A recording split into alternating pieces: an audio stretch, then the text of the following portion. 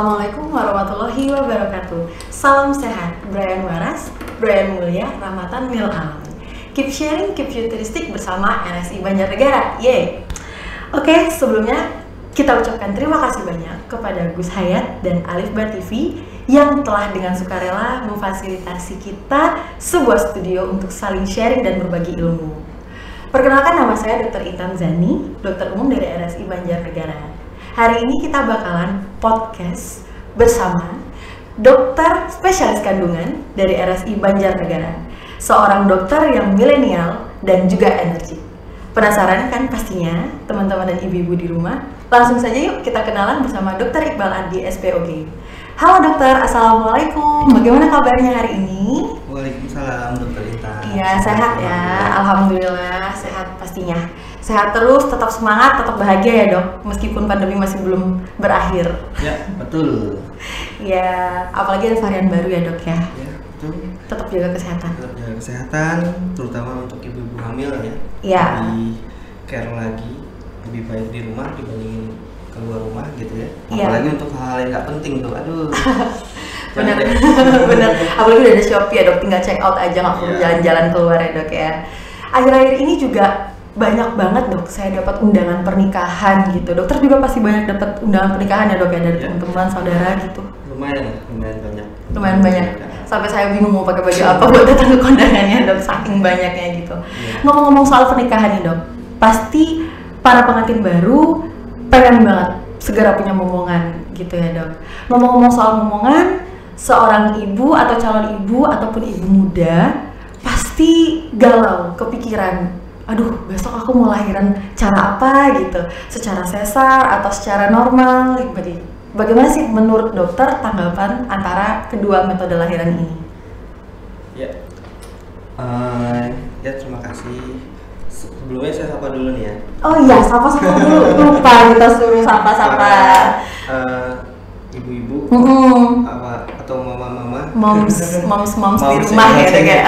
Atau bunda-bunda sehat. Bunda-bunda sehat. Ya, terima kasih atas kesempatan yang diberikan sehingga kita bisa ngobrol asik di sini ya. Iya. Sambil ngopi juga ya. Ngopi Banjarnegara ini dok. Oh iya, enak nih. Enak banget. Nah, sebenarnya setiap pasangan usia subur ya, pasangan usia subur itu secara umum akan hamil ya dalam kurun waktu 1 tahun setelah pernikahan. Nah, terutama bagi pasangan-pasangan yang secara rutin tanpa perlindungan kontrasepsi melakukan hubungan suami istri. Iya. Ya. Nah, sebenarnya ada sesuatu yang sebelum ke arah hamil yang kita harus perhatikan dulu ya ke arah sana. Bagaimana sih mempersiapkan kehamilan itu yang baik sebelum kita mempersiapkan rencana persalinan. Benar. Nah, penting kita untuk kontrol. Ada yang namanya kalau di dunia kebidanan dan kandungan itu ada namanya prenatal counseling ya, konsultasi prenatal ya, itu membicarakan bagaimana sih caranya sehat dalam rumah tangga seperti itu, karena rumah tangga yang sehat insya Allah akan outcome-nya akan menghasilkan keluarga yang sehat. Benar ya. Nah, kemudian setelah hamil bagaimana kita atau pasangan itu merawat kehamilannya dengan baik. Jadi sebenarnya dokter kandungan ini bukan dokter, mayoritas tuh bukan dokter, tapi planner. Jadi kita kayak semacam apa ya kalau misalkan ada orang datang gitu ya, kita membuat semacam jadwal schedule planning dalam 9 bulan. Ini loh Bu, ibu mau ngapain aja, apa yang harus ibu lakukan, mana yang boleh gitu, mana yang baik gitu ya, seperti itu. Kapan waktunya ibu kontrol. Nah, setelah itu baru kita bicarakan masalah bagaimana persalinannya. Ya. Kita persiapkan dulu dari awal ya dok. Betul. Sebelum hamil, saat kehamilan dan persalinan. Ya. Betul. Nah, pada umumnya kita melakukan pembicaraan persiapan persalinan itu di usia kehamilan itu 9 bulan ya, mendekati hari H persalinan. Ya, maju dikit dok, agak kedeket mic biar Oh, suara iya. kita sama-sama jelas gitu Oh, dok. gitu. Iya maaf dok. Oke dok. Kemudian Ya, pada umumnya kita menilai yang dinilai itu terutama dengan melakukan pemeriksaan fisik, ya kan, pemeriksaan panggul ada atau tidak, penurunan bagian terendah dari janin, kemudian kita perkuat dengan ultrasonografi, gitu ya. Kemudian kita membuat matrikulasi dan kalkulasi terhadap perhitungan hari taksiran persalinan. Kalau bahasa Banjarnegara itu HPL. HPL, hari perkiraan lahir ya dok Iya. ya. Atau taksiran persalinan. Nah, seperti itu.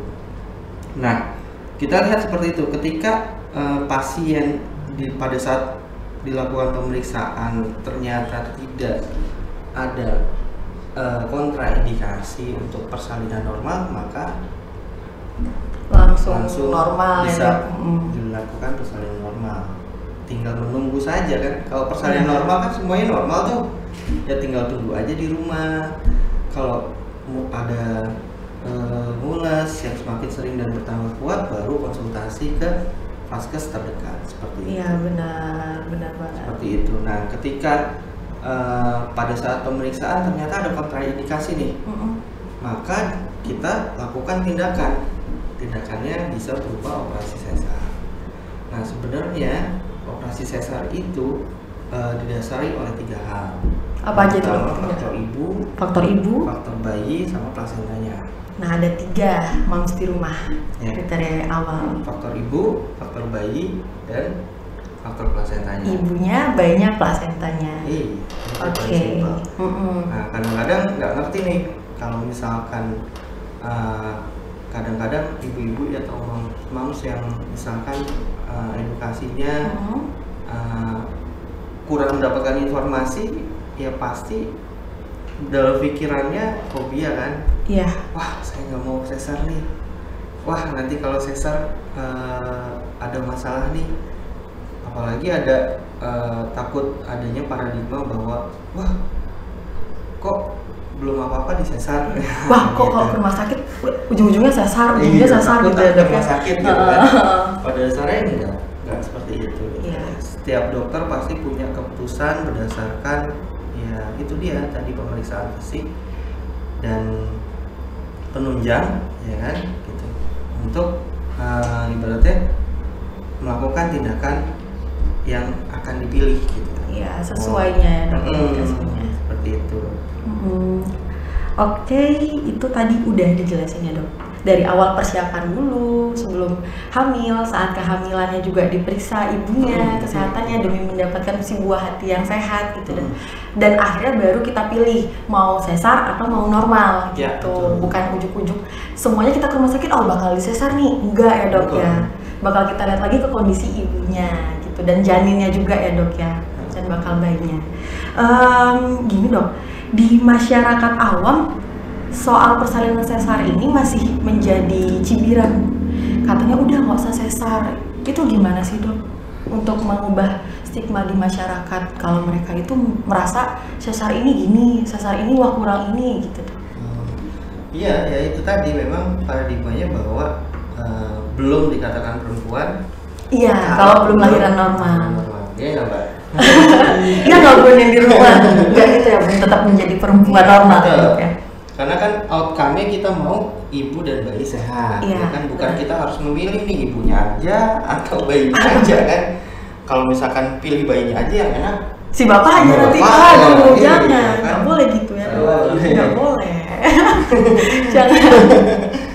Ya harus dua-duanya, ya yang harus dipahami seperti itu. Artinya apabila ketika dokter sudah memutuskan oh ini pasiennya panjenengan baiknya untuk bersalin dengan metode ini, nah itu pasti udah dipikirkan masa-masa. Tapi memang yang harus diketahui selain tadi ya atas dasar indikasi ibu, misalkan panggulnya gimana, luas atau tidak, gitu kan.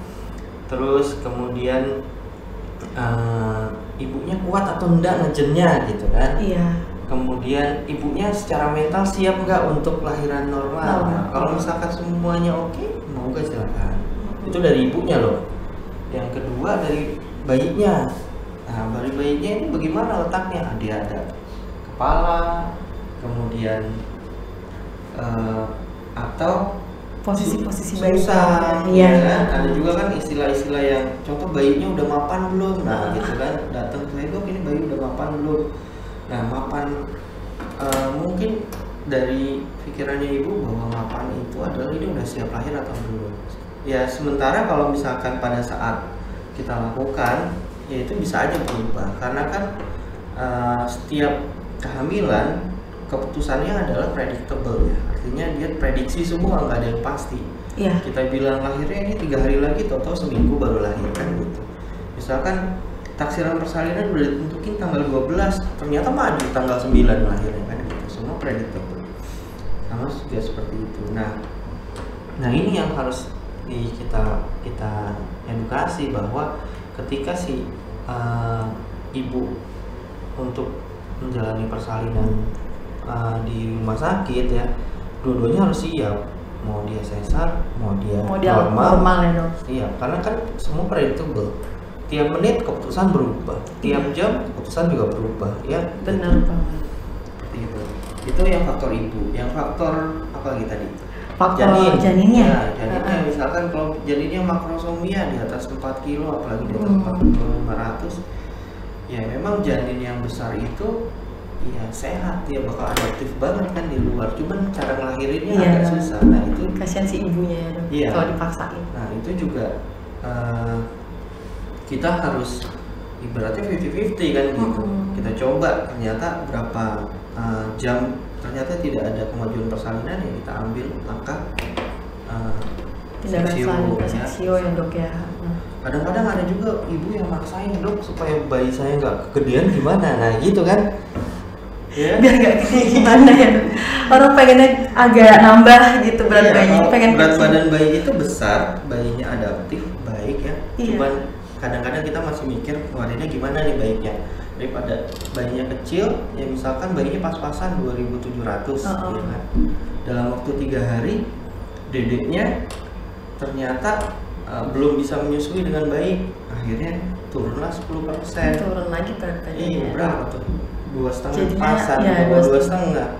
Nanti kontrol lah ke dokter anak, tiba-tiba berat badan, bilirubinnya segala macam dirawat, kan dia nggak mau kayak gitu ya. Nggak mau, jangan sampai ada pengennya sehat-sehat, jadi sama ibunya ya dok ya. Ya udah, ibunya berkorban aja, karena resiko antara lahir normal sama lahir sesar, resiko paling kecilnya sama-sama nyeri, resiko menengahnya sama-sama ada perdarahan. Cuman yang nyerinya ini di depan, kalau yang lahir normal, sesar itu di belakang setelah operasi. Tapi resiko terbesarnya sama-sama kematian, sama. Kedua-duanya sama beresiko kematian ya dok ya. Berarti kemudian faktor yang ketiga lagi nih, faktor plasenta. Plasenta termasuk ketuban gitu. Karena di usia 36 minggu, setelah 36 minggu ketuban itu akan berkurang dengan sedikit, bertahap gitu. Sampai kehamilan lewat waktu akhirnya berkurang sampai kering ya dok ya, bisa ya dok ya. Pernah ada yang seperti itu. Dan faktor-faktor itu yang kita waspadai gitu lah, jangan sampai ada masalah. Kalau ketubannya berkurang, otomatis ruangannya kan pasti berkurang untuk si bayi kan. Sempit jadinya si bayi, kasihan. Akhirnya kali pusatnya bisa tertekan sama kepala atau bagian tubuh bayi yang lain, sehingga menyebabkan bayinya sesak kan gitu. Resiko kan? Resiko lagi buat bayinya, kasihan bayinya lagi ya dok ya kalau kayak gitu. Apalagi khusus misalkan plasentanya kelainan letak gitu loh, menutupi jalan lahir, atau plasenta previa. Ya kasus-kasus semacam itu yang dari tadi penjabaran 3 faktor itu, saya rasa ya kalau memang tidak ada kontraindikasi untuk persalinan normal, monggo gitu ya dok ya. Tapi kalau ada kontra, lebih baik ikuti saran dokter, karena kan dokter memberikan yang terbaik ya dok untuk pasien-pasien. Banyak pertimbangan-pertimbangan yang ibunya, janinnya, sebelum lahiran, saat hamil, sebelum hamil, begitu. Iya, betul. Iya. Dan kalau misalnya untuk persalinan sesar dok, apa saja sih penyakit atau kondisi medis yang mengharuskan untuk sesar? Contoh-contohnya dong, selain tadi letak plasentanya gitu. Iya, tadi sebenarnya udah sedikit Udah kita rangkum ya, kita kayak misalkan kalau panggul sempit kan nggak bisa kan ya, panggul sempit. panggul sempit. Kemudian kalau misalkan panggul normal atau bayinya terlalu besar juga nggak bisa masuk ya. Terus misalkan posisinya plasentanya di Jalan lahir nutupin gitu dok? menutupi jalan lahir juga tetap nggak bisa. Atau misalkan kelainan letak pada kehamilan pertama, misalkan letak sungsang pada kehamilan pertama, itu umumnya ya kita lakukan juga operasi sesar. Karena resikonya kan sebenarnya bagian terbesar dan terkeras kan kepala. Ketika takutnya kalau misalkan pembukaan belum lengkap, bokong yang gloyor, bokongnya keluar, iya, nggak bisa keluar dok, kecekik si adiknya jadinya. Makanya kita melakukan tindakan yang preventif sebenarnya untuk benar sekali. Apalagi kalau misalnya bayinya besar, panggulnya kecil, nanti ada yang tangannya kesangkut gitu ya dok ya. Betul. Resiko lagi ya dok untuk dia ke depannya. Kalau misalnya bayinya selamat hidup tapi nanti yang ada kelainan di sarafnya gitu ya dok ya. Itu pentingnya sebenarnya kita melakukan edukasi bahwa persalinan itu sudah ada yang ngatur gitu ya. Yang ngatur itu bukan dokternya. Makanya saya bilang kita SPOG ini cuma sebagai planner aja. Misalkan 9 bulan itu kita planning nih ibunya, bulan pertama, bulan kedua, bulan ketiga ini maunya ngapain. Terus trimester kedua, bulan ke-4, 5, 6 ini juga maunya ngapain. Nanti 7, 8, 9 maunya ngapain gitu. Jadi ada baiknya buat mom semua di rumah, ibu-ibu semua di rumah, atau bunda-bunda semua di rumah. Ya, untuk konsultasi itu disesuaikan pertanyaannya. Siapin dulu di rumah. Apa nih pertanyaannya? Dulu, misalkan gini. Jadi jangan untuk trimester pertama nih, kan bisa di browsing tuh apa sih pertanyaan dokter pada trimester pertama. Nah itu dicatat dulu tuh di rumah, nggak apa-apa, nanti pas ke poliklinik silakan ditanyakan gitu. Kadang-kadang ada juga yang baru hamil 5 bulan udah nanya gimana cara persalinannya. Nah itu takutnya kalau misalkan ada tipikal ibu-ibu atau mam semua yang dia agak sedikit paranoid ya, parno ya misalkan, takut, Bu kalau begini ini bakal begini, ini mungkin langsung kepikiran, langsung stres ya dok, kasihan si bayi lagi dok, si janinnya. Hamil itu kan proses yang normal ya, harusnya happy. Harusnya happy. Menunggu si buah hati harusnya bahagia gitu, dinikmatin gitu ya dok ya. Soalnya secara bikinnya juga happy. Tuh bapak-bapak di rumah tuh gimana? Happy ya? Pasti happy ya dok ya. Tapi tetap jangan lupa diperhatikan juga kesehatannya ya dok ya. Oke, kalau misalnya dok lahiran sesar dan normal, ada nggak perbedaan dari hasil janinnya dok? Apakah yang lahiran normal lebih pintar atau lebih sehat apa gimana gitu dok? Menurut dokter gimana? Kalau masalah itu sih sebenarnya tergantung orang tuanya ya. Kalau masalah pintar atau enggak ya tergantung orang tuanya. Tergantung asupan nutrisinya ya dok ya. Cuman kan ada opini bahwa kalau bayi yang lahir normal itu more adaptif ya, artinya dia bisa memiliki daya adaptivitas yang tinggi, antibodi yang tinggi karena dia biasa terpressing gitu. Maksud bulan lahir kan dia kompres gitu ya. Usahanya juga ya dok ya lumayan. Ada juga yang opini bilang seperti itu, tapi juga untuk yang seksual karena mungkin misalkan sang ibu ini melakukan ASI eksklusif ya kan, dia akan bisa mengejar dengan sendirinya karena ASI itu kan juga kayak akan antibody ya.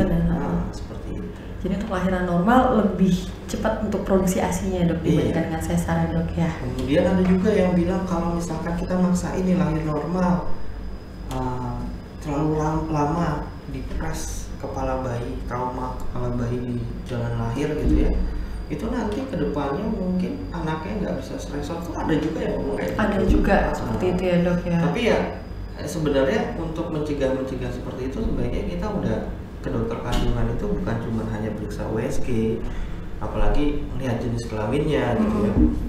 Harusnya ya minta sama dokternya bikin buat planningnya itu. Jadi harus di planning gitu, walaupun mungkin ada yang tinggal di dusun ya, jauh dari kota ya. Kalau dia punya planning 9 bulan kan, menurut WHO ini kan sudah 5 kali ya, cukup 5 kali datang ke SPOG ya untuk melakukan pemeriksaan. Jadi nggak perlu tiap bulan sebenarnya, cukup. Nah tapi pada saat konsultasi kehamilan itu baiknya ya ada yang didapat, ada take home message-nya. Ya. Jadi harus, dok ini saya 3 bulan ke depan saya harus ngapain? Iya, harus ngapain, udah terplanning semua. Benar. Dok kalau misalkan anak saya sekarang sungsang nih, bisa muter enggak? Umumnya kan normal tuh kalau kehamilan muda itu sungsang bisa muter sendiri. Nah untuk supaya dia cepat muter atau gimana, jadi ada take home message-nya.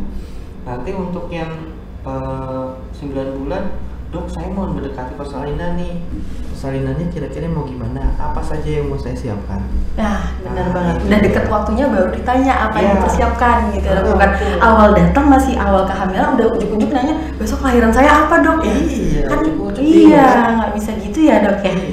Apalagi contoh, waduh dok saya nggak punya BPJS, nah itu ya kan 9 bulan tuh ngapain aja kan gitu. Harus dipersiapin semuanya dari awal ya dok ya. Jadi jangan sampai hal-hal yang sepele kayak masalah administrasi ya itu menjadi penghambat atau batu sandungan gitu. Nah sungguh complicated ya dok, dari awal harus dipersiapkan matang-matang, jangan ujuk-ujuknya langsung besok melahirkan apa, nggak bisa gitu ya dok, nggak boleh. Iya makanya itu bahagia lah buat perempuan. Iya. Punya dokter pribadi gitu kan, SPOG itu dokter yang perempuan. Nggak pernah pasien saya itu laki-laki. Nggak pernah. Iya, kecuali Mas Soho. Iya.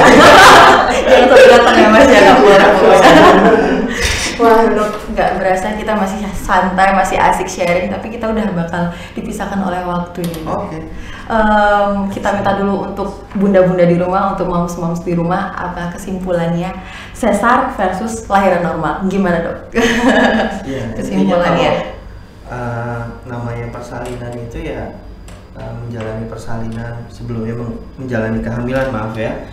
Untuk menghadapi persalinan, pertama bunda-bunda dan moms atau ibu-ibu yang sekalian harus ikhlas, karena masing-masing antara persalinan normal atau sesar itu punya